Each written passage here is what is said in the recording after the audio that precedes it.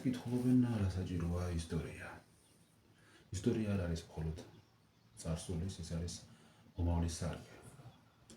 უნდა ვიცადოთ დავუკავშიროთ ისტორიული გამოცდილება დღევანდელ მოვლენებს და მომავალზე ვიმსჯელოთ.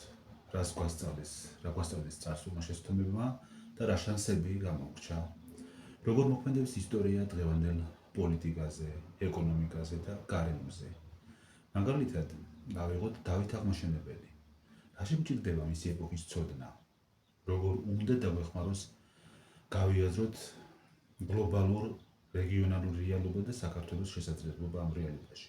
დღეს, როცა მსოფლიო არასტაბილური, დაძაბული და ხშირად მოულოდნელი მოვლენებით არის სავსე და როდესაც საქართველოს ამ გლობალურ ქარიშხალში ცდილობს თავი დაემკვიდროს, ჩნდება შეკითხვა, როგორ უნდა ვიმოქმედოთ, საით მივდივართ, როგორ ავირჩიოთ სწორი გზაჯვარედინი. ისტორია გვაძლევს არა მარტო გაკვეთილებს, არამედ მაგალითებს, რომლებსაც რეალურ პირობებში კონკრეტული შედეგი მოჰყვა. დავით აღმაშენებლის ეპოქა სწორედ ასეთი მაგალითია. დავითის წინაშე საქართველო მდგრადობის კრიზისში იყო. მრავალწლიანმა ომებმა, რეგიონულმა ქაოსმა, შიდა ფეოდალურმა დაპირისპირებებმა ქვეყანა დასუსტებული დატოვა. ასეთი დახვდა დავითს.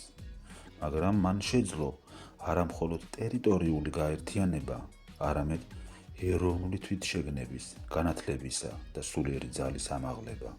მან ქვეყანას გაუმართა ხელი ჭკუით და სიმტკიცით და არა მხოლოდ ხმლით. დღესაც რეგიონში, შავი ზღვის აუზში, კავკასიაში, ახლო აღმოსავლეთსა და ცენტრალურ აზიაში პოლიტიკური და ეკონომიკური სურათი მრავალგვარ სირთულეს ავლენს. უკრაინაში ომი, სომხეთ-აზერბაიჯანის ურთიერთობებში დაძაბულობა, ირანში მუდმივი რყევები, თურქეთში შიდა პოლიტიკური თამაშები, ენერგორესურსების გლობალური გადანაწილების კონკურენცია. ამ ფონზე საქართველო როგორც მცირე სახელმწიფო დიდი ძალების დაინტერესების ორბიტაშია. ამერიკის შეერთებული შტატები, ევროკავშირი, რუსეთი, ჩინეთი. ჩვენი არჩევანი მარტივი არ არის, მაგრამ არც შეუძლებელი. როგორი უნდა იყოს დავითის მაგალითის პრიზმაში მომავლის პროგნოზირების მცდელობა?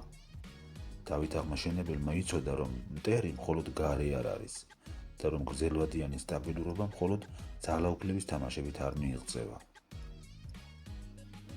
ამიტომ მან განათლება და ინოვაცია ცენტრში მოაქცია.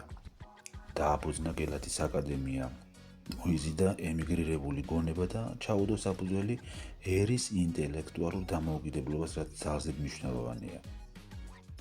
სწორედ ეს მიმართულება ცოდნაზე, სამართლიანობასა და ეროვნული ინტერესის გრძელვადიან ხედვაზე დაფუძნებული პოლიტიკა შეიძლება გახდეს ჩვენთვისაც ის გზა, რომელიც მომავალში მიგვიყვანს. რეგიონში მდგომარეობა კიდევ უფრო დაიძაბება, ამიტომ მხოლოდ სამხედრო ბალანსით ცხადია ვერ გადავრჩებით. მაგრამ თუ გავხდებით ცოდნის, განათლების, ტექნოლოგიური ინოვაციის, ეკოლოგიური ეკონომიკისა და სამოქალაქო თანამონაწილეობის ჰაბი, ჩვენი ღირებულება მნიშვნელოვნად გაიზრდება.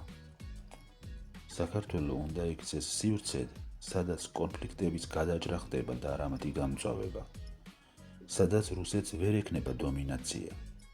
მაგრამ არ დასავლეთს ექნება ილუზია, რომ საქართველო მხოლოდ მისი სტრატეგიული ლოგიკის ნაწილი უნდა იყოს, იმის მიუხედავად, რომ საქართველო ევროპაა. დავითის დროში და დღესაც გადამწყვეტი მომენტია. ჩვენ შეგვიძლია ავირჩიოთ მომავალი არა როგორც წინასწარმეტყველება, არამედ როგორც პროგნოზი, რომელიც დაფუძნებულია პასუხისმგებლობაზე, ცოდნაზე და ეროვნული ინტერესის ჭკვიანურად გააზრებაზე.